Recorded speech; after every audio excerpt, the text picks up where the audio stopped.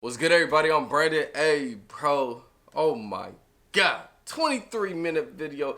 Ups and downs. WWE Extreme Rules 2019. Y'all requested it. Don't trip you now. Got y'all. This is a 23-minute video, so I'm not going to pause this video. If I have anything to say, I'm just going to say it over the video so y'all can hear me. Yeah, 23 minutes, bro. We need to just hop into this bit. You know what I'm saying? We're about to see what happened on Extreme Rules. I want to see exactly what happened. They bigged so many storylines up that I got to see the conclusion to some of these storylines. You know what I mean? Yes, I know I'm in a completely different background. I'm in San Diego right now with the family. You know, with my dad, stepmom, everybody. Having a family vacation. Yes, I'm still doing reactions. Listen, man. When you love what you do for work, you never feel like you're working. This, to me, does not feel like work. I literally get to watch a video that I want to see anyway, and I just record myself. You know what I'm saying? So I don't feel like I'm working. Anyway, I'm ready to hop on into it. Let's go. Welcome to Ups and Downs for Extreme Rules. I have some important news for you. It's the 400th episode of the show. Whoa, it was terrifying. Can you believe it? He was about to say something crazy. We've made it all the way to the big 400, so we've got to celebrate. And I can't think of a better way to do that than with a WWE pay-per-view known as Extreme Rules. Let's do it. My name is Simon Miller. It's a celebration. And also make sure you stay around for after the up and the downing, because we've got a little treat for you. Not a treat for me, but a treat for you. A treat for make you. Sure you do that. Let's up those. Congrats, bro. Downs. That's really annoying. Shout out to my boy Simon, man.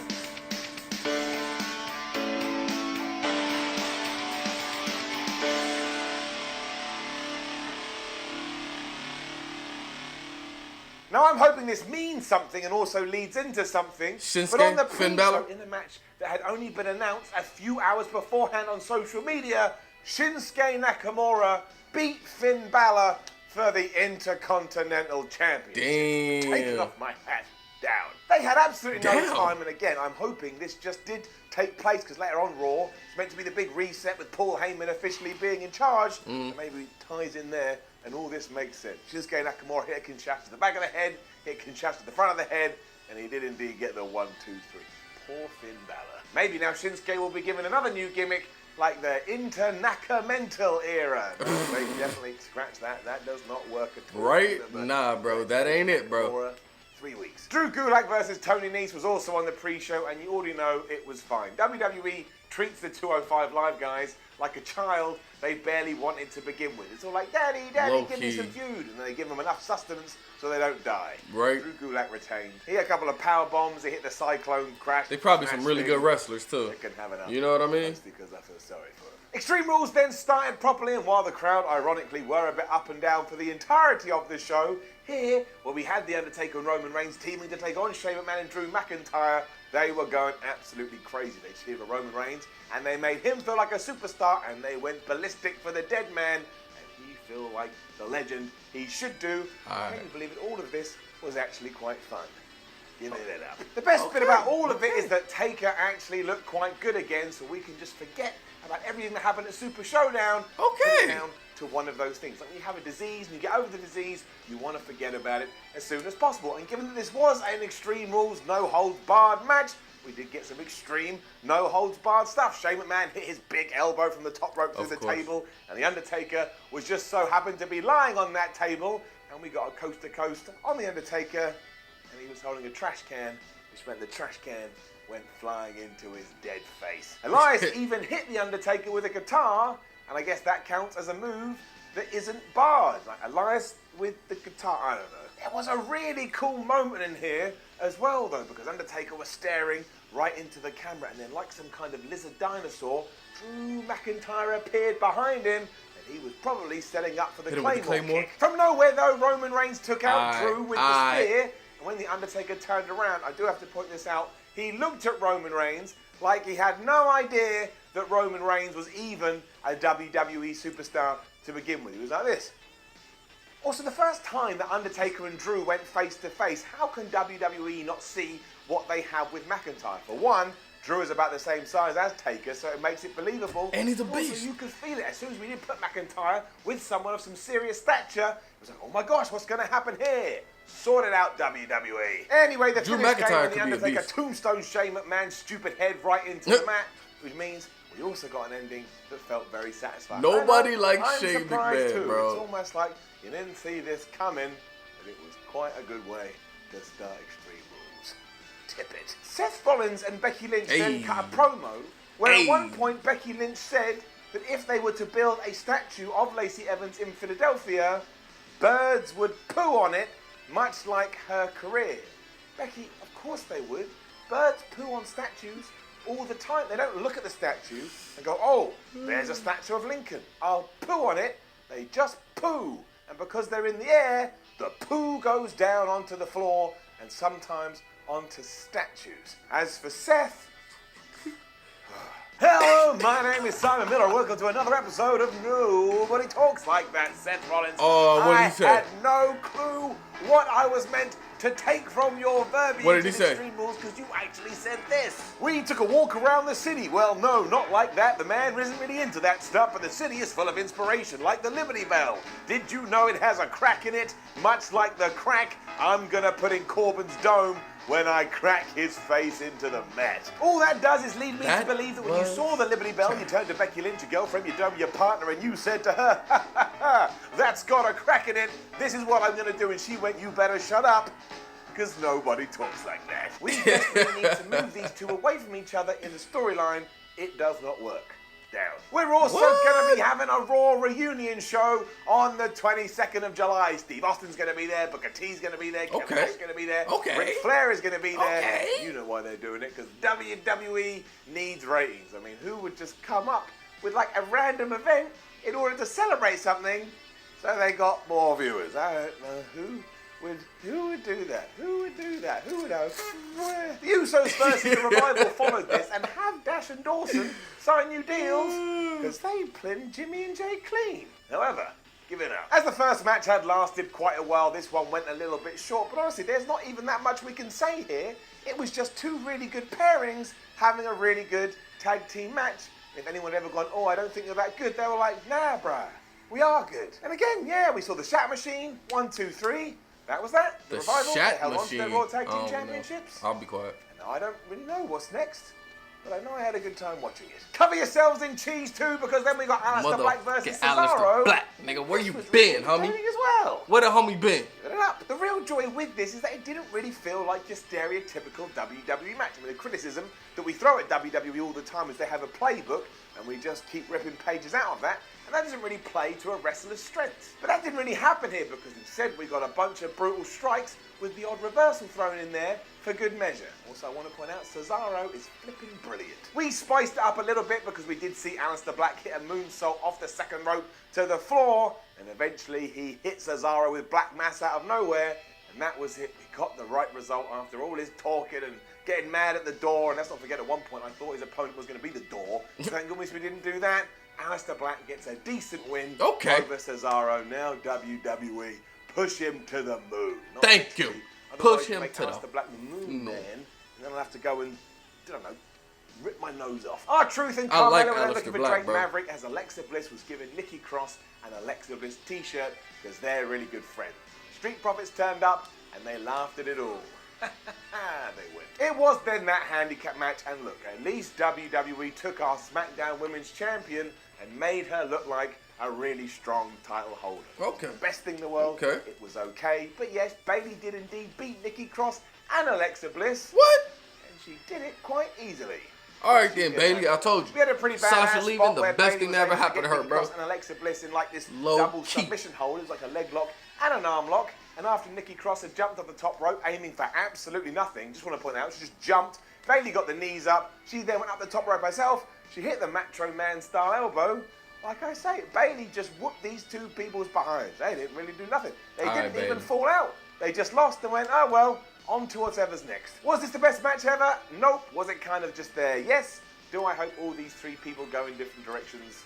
You bet your ass. The best part of this, by the way, was that at one point Corey Graves referenced to Byron Saxton that he still sleeps with the nightlight on, Byron Saxton, without even skipping a beat and having the exact right inclination in his voice, just went, "No, I don't."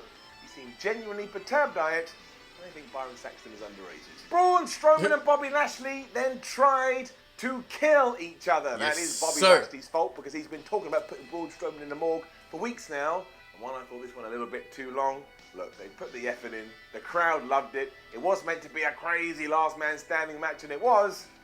It can have it up. The pair fought all over the place, and they threw each other into walls, and they threw each other into tables. And at one point, they even threw each other into the international announce team, but you knew the finish had to be something crazy. Because a couple of weeks ago on Raw, we'd seen them go to the entranceway and it exploded. True. So this wasn't going to end with a hip toss, was it? Instead, Lashley and Strowman climbed all the way up in the crowd, like to the high levels. With the seating, Braun put him on his shoulder and he power slammed him through what was clearly a gimmick-like floor bit. But look, as a visual, it did look pretty good. I don't think it was like falling down on your bed. And when Strowman did come ripping out the bottom of it, like some kind of beast just to beat the 10 count, that's right. Braun Strowman is your victor. If anyone's going to the morgue, probably Bobby Lashley. With that said, I do have to point out that the booking here made all of this absolutely pointless. And again, it comes down to this whole 50-50 idea. I was told that Braun Strowman was out of action with a destroyed spleen, and here he was able to beat Lashley like he was a cuddly toy. Also, nobody has come out the other end in any better position. Bobby Lashley's in the same position. True. Braun Strowman's in the same position. They just beat each other up for a fortnight. So because of that, down. What? I'll beat your ass, Simon. I don't care how buff you are, Simon. Yes, I do. Well, that went out the camera. The club were cutting a promo next, and AJ Styles basically told us the reason he went heel is because Gallows and Anderson are his brothers, and Ricochet just so happened to get in the way. So that's like murdering somebody and going, "Look, man, I was just friends with these two murderers, and that dude got on our way." Right. So at one point, they were too sweeting, and AJ was like, "Charlie Caruso joined in with the too sweet," and Charlie Caruso went to do it. Now, AJ Styles laughed. I went, "Nah, you ain't doing it." But it proves my point from a few weeks ago. Charlie Caruso, biggest heel in WWE. Right, let's just be honest. By this point, this was a good pay-per-view. I know it sounds good. Screw WWE. But no one can tell me that Daniel Bryan and Rowan defending their SmackDown Tag Team Championships against the New Day and against Heavy Machinery wasn't a rollicking good time. Give it an up. Much like a lot on this show, there were a few hints, or I'm just reading into them, that maybe we are going through a little bit of a change. Because again, the Raw Tag Team Championships were reclaimed cleanly, and here, while we did crown brand new Tag Team Champions, all the action was just so much fun, and it was all over the place, secretly hoping WWE is actually going to focus on the tag team scene. Also, like we've already talked about, the tag team scene is nice. Like your classic WWE This nigga slapped affair. Big E. I mean, Daniel Bryan was kicking and slapping Big E like he actually wanted to take his pectoral muscles off. They were laying that stuff in stiff. That's why at one point when Big E was like, "Yeah, you want to bring it?" and he just stood up and shrugged it all off, I was like, "Oh my gosh, Big E, he could be the man." Daniel Bryan overshot all of this though, and then he went to do a flip off the middle rope. Big E caught him. That allowed Xavier Woods to climb the ropes. They hit the midnight hour. And yeah, New Day not only pinned Daniel Bryan, but they are your new champion. It seems to make more sense if we're giving this to Heavy Machinery, given that they are the brand new tag team. But after the show, Daniel Bryan basically said, "I am done with the tag team division, and now he can slot himself back into singles competition, and we can do a feud between the New Day and between Heavy Machinery. Maybe Heavy Machinery win at SummerSlam, that will mean all the more." This was just a delight from start to finish, like sex on a Sunday morning. Whoop! Throw that over there. I never said it. It is true, though. Paul Heyman then wandered to the ring. Wondered. My boy Simon. Sounds like he's a senile old man. He just strolled out there. Vince McMahon was like, "Oh no, damn it. Get Paul Heyman back out." He was just out there to do a promo. Indeed, Heyman was there to tease whether or not Brock Lesnar was or wasn't in the house. And he ended with a cool line when he said, "Am I telling the truth or am I just Paul Heyman?" Well, you are just Paul Heyman. Right. And as everyone's about to find out, he was also telling the truth. Ricochet versus AJ Styles was next. And I thought this was probably one of the best matches on the night. It gotta be. Those are two great wrestlers, bro. Title bout. Although I will say, I feel like they held a little something back or focused more on the story. But again, it's because I'm hoping we're building to SummerSlam where they can have their big blow-off fight. Either way, once again, ain't no one in their right mind going to tell me this sucked, and therefore it gets an up. You can already figure this one out, and it's not a bad thing, but of course Gallows and Anderson kept getting involved. They even beat Ricochet up before the bell had even rung. They mentioned to the referee at one point that Styles' foot was on the bottom rope to save him after Ricochet had hit a shooting star press. So what was Ricochet meant to do? All the odds were against him. When the referee was distracted again because he was an absolute buffoon, Luke Gallows also climbed up the top rope and he attacked Ricochet, which left him laying. And then AJ Styles climbed up there and did the craziest Styles clash I have seen for a long time. I don't know if I can describe it, but basically AJ Styles and Ricochet were facing out towards the crowd, which means when they did it, they jumped backwards and kind of folded forwards. That is absolutely terrifying. You've got to go and see it. I was like, my gosh, we're about to see a man die in the ring. And I panicked, freaked out, and I was like, how am I going to do my video in my sparkly waistcoat and my sparkly hat if we see that? Thank goodness we didn't. And yeah, it kind of sucks that Ricochet lost his United States Championship this quickly, because that was fine, so AJ Styles is your new champ. But I'm going to keep going back to what I keep saying. If he wins it at SummerSlam, even better contest, I think that helps Ricochet, especially if you can see off Gallows and Anderson. Also, Styles basically had to win it here, otherwise he would have reformed the club and then been an absolute loser. What does that do for those three? In case you're not interested in social media too, earlier in the day, as well as Shinsuke Nakamura versus Finn Balor, we also found out we were going to get Kevin Owens versus Dolph Ziggler. Never like it when things are announced that way, especially because Shane McMahon had already come out and said that Kevin Owens is banned from all future WWE events, so that lasted all of 37 seconds.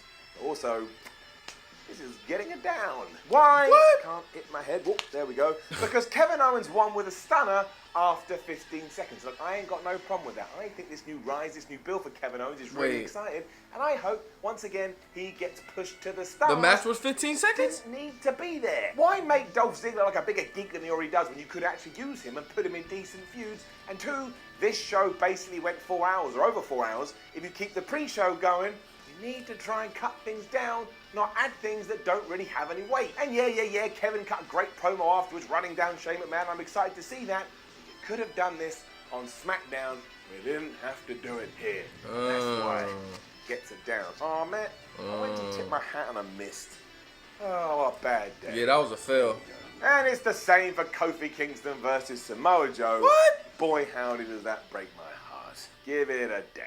Ain't no way was this bad, but it just didn't go anywhere. Samoa Joe took most of the match, and then he got troubled in paradise right in the head, and he got pinned for the 1, 2, 3. And look, it's great for Kofi. He's having a great run as champion. He is. His finishing moves of Trouble in Paradise is really strong at this point. But it was just there. It was just nothing. Samoa Joe lost again. I'm doing this. Can I do this? Does it fit on my face? Of course it doesn't. I guess it's just dull having Joe talk this big game, and he cut a promo before this, sounding like he was going to go there and whoop some ass. And he didn't. He did nothing. I like Once Samoa again, Joe, just like man. AJ Styles, Samoa Joe is just full of talk. Where's my thing? There it is. This will make me feel better. Listen, I like Samoa too, though. But I like Kofi. I like the little run And Kofi then it Kingston happened, having. folks. WWE put egg on my face. But after I was all Billy Big Talk saying, oh, WWE are over-teasing the Brock Lesnar storyline and he's clearly not going to be here, they proved me wrong. Because after Seth Rollins and Becky Lynch had beaten Baron Corbin and Lacey Evans, out came Brock Lesnar. He cashed in his money in the bank. He cashed it in on Becky Lynch. And Brock Lesnar is the brand new Raw Women's Champion. I mean, who saw that coming? Controversial, eh? What? It's also a massive lie. That didn't happen. If you are wondering, has Simon been stood here for the last 30 seconds holding an egg on his face? Yes, I have. Yes, I have. Because I was Billy Big Talk. I came out and said it would never happened. This is my punishment. In reality, after Seth had curb stomped Baron Corbin 3 times in order to retain all of the titles, yeah, like I say, Lesnar was out there, gave him a German suplex, hit him with an F5, and Brock Lesnar is the new Universal Champion. Cue the internet and social media going absolutely crazy. Now, the match before this was actually quite good, and they used chairs and they really used kendo sticks to make their point. They all kicked the crap out of each other, and I guess the highlight, if you can even call it that, is when, Baron Corbin gave Becky Lynch the end of days. So if you wanted to see some extremeness in your Extreme Rules, you got it. And the crowd reacted like, well, it's probably one of the biggest reactions of the evening. They could not believe it. That's also what led to the finish, because Seth Rollins saw this and he couldn't believe it. And he went absolutely nuts on Baron Corbin's ass. He got the pinfall, but then, there was Brock. and he did his Brock thing. Heyman was out with him too, doing his old wandering senile walk. But what does this mean for Lesnar? And here's what I'm going to do. I'm going to go into my positive files, which are a real thing, and I'm going to pull out a very important page, because you've got to look at this in context. Right now, at least from Raw this evening, we are being led to believe that Paul Heyman is now in charge. Now, you could look at that as, oh, look, friends helping friends out. Or, please, let this be the reason, because right now we don't know.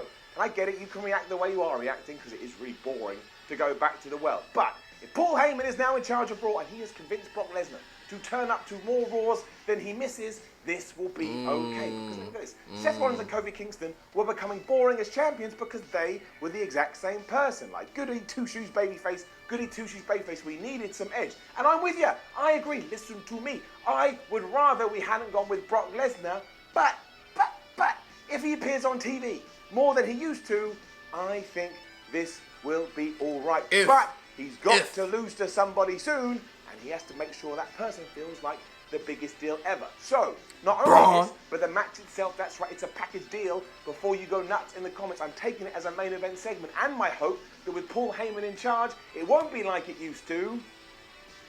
I am giving it an up. Now somebody make sure my will is signed. I'm about to be killed. But look, if it does just go back to Brock Lesnar being Universal Champion, the Universal Championship vanishing from TV, I will go crazy on WWE's backside. Right? This nigga don't come out to the next pay-per-view. Down. He don't come back up to the next pay-per-view. Then I can go, no, it was just a joke. Take those away again.